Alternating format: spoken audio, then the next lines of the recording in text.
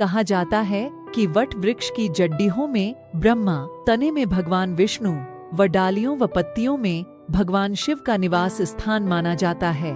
इस व्रत में महिलाएं वट वृक्ष की पूजा करती हैं। सती सावित्री की कथा सुनने व वाचन करने से सौभाग्यवती महिलाओं की अखंड सौभाग्य की कामना पूरी होती है। पौराणिक, प्रामाणिक एवं प्रचलित वट सावित्री व्रत कथा के अनुसार सावित्री के पति अल्पायु थे।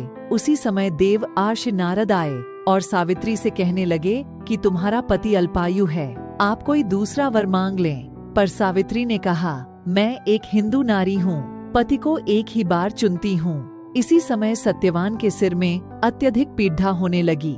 सावित्री ने वट वृक्ष के नीचे अपने गोद में पति के सिर को रख उसे लेटा दिया। उसी समय सावित्री ने देखा अनेक यमदूतों के साथ यमराज आ पहुँचे हैं। सत्यवान के जीव को दक्षिण दिशा की ओर लेकर जा रहे हैं। यह देख सावित्री भी यमराज के पीछे पीछे चल देती हैं। उन्हें आता देख यमराज ने कहा कि हे पतिव्रता नारी, पृथ्वी तक ही पत्नी अपने पति का साथ देती है, अब तुम वापस लौट जाओ।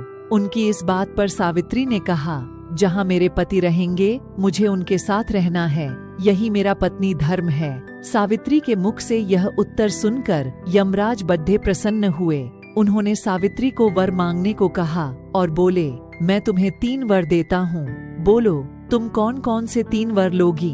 तब सावित्री ने सास ससुर के लिए नेत्र ज्योति मांगी, ससुर का खोया हुआ राज्य वापस मांगा एवं अपने पति सत्यवान के 100 पुत्रों की मां बनने का वर मांगा। सावित्री के यह तीनों वरदान सुनने के बाद यमराज ने उसे आशीर्वाद दिया और कहा, तथास्तु, ऐसा ही होगा। सावित्री पुण्य उसी वट वृक्ष के पास लौट आई जहाँ सत्यवान मृत पडिडडियाछा था। सत्यवान के मृत शरीर में फिर से संचार हुआ। इस प्रकार सावित्री ने अपने पतिव्रता व्रत के प्रभाव से न केवल अपने पति को पुण्य जीवित करवाया, बल्कि सास ससुर को नेत्र ज्योति प्रदान करते हुए उनके ससुर को खोया राज्य फिर दिलवाया।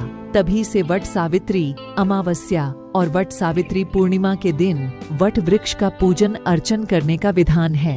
यह व्रत करने से सौभाग्यवती महिलाओं की मनोकामना पूर्ण होती है और उनका सौभाग्य अखंड रहता है। सावित्री के पतिव्रता धर्म की कथा का सार यह है कि एक निष्ठ पतिपरायणा स्त्रियां अपने पति को सभी दुख और कष्टों से दूर रखने में समर्थ होती है। जिस प्रकार पतिव्रता धर्म के बल से ही सावित्री ने अपने पति सत्यवान को यमराज के बंधन से छुड़ा लिया था, इतना ही नहीं, खोया हुआ राज्य तथा अंधे सास ससुर की नेत्र ज्योति भी वापस दिला दी।